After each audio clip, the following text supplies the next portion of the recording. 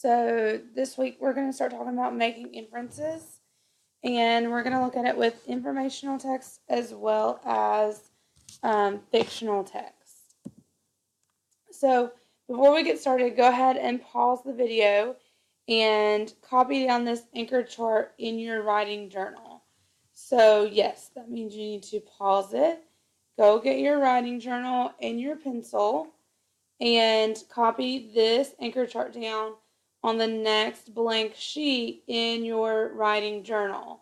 If you don't have your writing journal, then just grab a sheet of notebook paper and do it on that. But you need to pause the video and copy this anchor chart down. Okay, so at this point you should have that anchor chart written down. You should have made yourself familiar with the things on it, and we'll talk a little bit more about it later on in the week, but it's important that you have it copied down. So two really major important words that you need to know while we're talking about this is inference and schema. So an inference is just basically an educated guess.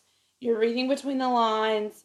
You're reading facts and evidence that the text or that things around you are giving you, and you come up with a logical conclusion or opinion. Now, some words I want you to pick up on in that definition is logical and opinion. So logical means just that it makes sense. For example, I'm not going to see someone who is wearing a bathing suit and infer that it is the middle of winter time. That does not make sense. It's not logical. So that would not be a solid inference.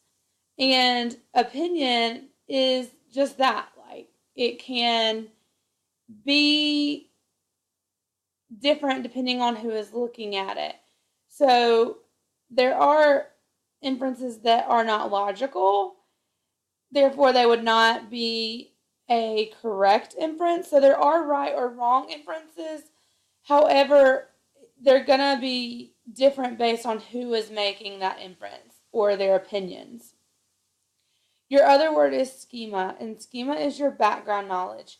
It's knowledge that you already have about a particular topic or maybe event or place or historical figure or a character in a book, different things like that. So schema is your background knowledge.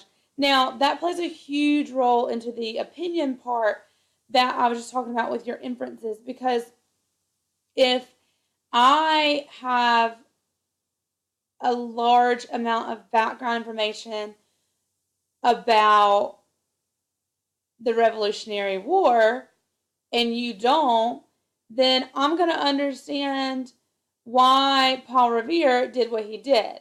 And some of you are like, who in the world is Paul Revere? That's because that's not in your schema. You don't have that in your background knowledge. So things that you have in your schema are going to help you make better inferences.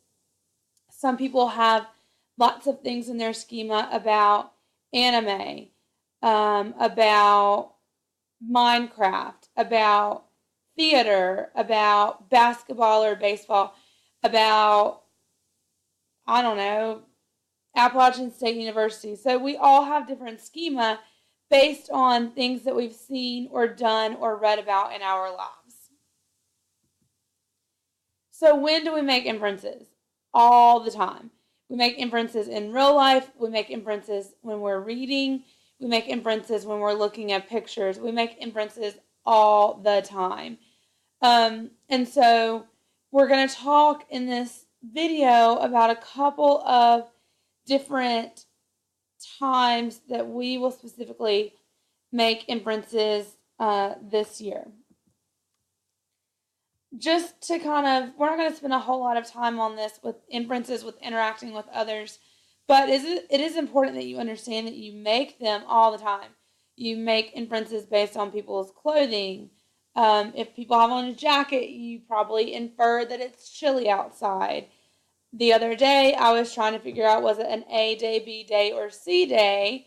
And I looked down and everyone had on tennis shoes. So I assumed that it was a PE day. I inferred that it was a PE day because everyone had on tennis shoes. Why did I make that inference? Because you need tennis shoes for PE.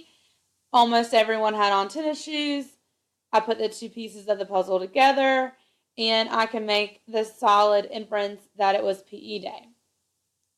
You can make inferences based on people's facial expressions and their other body languages. If someone comes into my classroom and they're crying, then I'm going to infer that they're upset about something because the information that I'm getting is that they're crying. I know in my schema that people cry when they're upset, and so my educated guess or my inference is that that person is upset. Just like if they come into the school and they're really excited about something, then I can infer that something good happened. We infer at different times of the day. For example, if Elliot is really fussy and he is crying a lot and just being in a bad mood, if it's close to lunchtime, then I can infer that he's hungry because the information that I'm getting is that he is fussing and not in a good mood. I know that he gets that way when he's hungry. Oh, and look, it's close to lunchtime, so he needs to eat. Those are some examples of how we make inferences every day. You guys make inferences based on your interactions with me, based on your interactions with other adults in the school, with each other, with your family. So you're constantly making inferences whether you realize it or not. So this is what it looks like on a reading kind of standpoint. And you're going to see this little equation that you see at the bottom of the screen. You're going to see that quite a bit because this is just the simplest way that I know to help you make solid inferences. So a lot of the times we're going to get information from a text and the author isn't going to come right out and tell us every single thing. To go back to the clothes situation example I gave you earlier, the author isn't going to say Mr. Stapleton had on long sleeves and pants because it was winter time. The author is just going to expect you to understand those kinds of things. And so this is a thought process that we're going to use to help us make solid inferences. We're going to look at text-based evidence. And so we're going to be like, okay, the text tells me blank plus our schema. So I already know blank. Therefore, I think blank. And so that's your text-based evidence plus your schema or your background knowledge is going to give you a fabulous, fantastic inference almost every time, as long as you use the good brains that you have in your head. It's really pretty simple. So let's look at a couple of examples. And these are going to be fairly easy because I want you to get a good idea of how this works. And if we start out easy with baby steps, then the tougher ones won't actually be that tough because you'll understand the process. So here's our first example. Ben and his friends were making sandcastles. The waves were crashing behind them. Okay? My text-based evidence, or what the text tells me, is that they were building a sandcastle and that there were waves. Then I added my schema or my background knowledge, and I already know that sandcastles and waves are two things at the beach. Now, some of you are like, hold up, Miss Stapleton, I've never actually been to the beach. And I get that. So the schema of actually building a sandcastle or actually hearing the waves crashing behind me, that might be something that's only in my schema that maybe you don't have. And that's okay, because even though you may not have actually been to the beach, you still know that sandcastles and waves are two things at the beach. So you don't have to have actually been there to have that tucked away into your schema. You just have to have the basic understanding. So then I can make the solid inference that Ben and his friends must be at the beach because they were making sandcastles, there were waves, two of those things go together and place Ben and his friends at the beach. Now, I say that this was a simple inference for us to make because of your age and the fact that you've been around for a while. Now, if I told this to a 4 or 5-year-old, they may not have, especially if they haven't been to the beach, they may not have the schema that sandcastles and waves are two things at the beach. So you're going to be able to make different inferences about different things at different times in your lives. However, one thing you will be able to do is always, always, always use the text. That, I cannot stress that enough, you guys. You've got to use the information that the text gives you. And then just break it down into common sense things that you already have in your brain. And you'll be able to make a good inference. So let's look at another one. The ground is wet and there is a rainbow in the sky. The text tells me just that the ground is wet and then there's a rainbow. That's my text-based evidence. I got it right here from the text. My schema is that I already know that rainbows come after storms, and storms make the ground wet because of the rain that comes from storms. And so my inference is that, therefore, I think it recently stormed. Now, that inference could look a couple of different ways that goes along with the whole opinion thing. I could have said that I already know rainbows come after rain, and rain makes the ground wet, and so my inference would be that it recently rained. There's a difference between a rain shower and a storm. You and I both know that.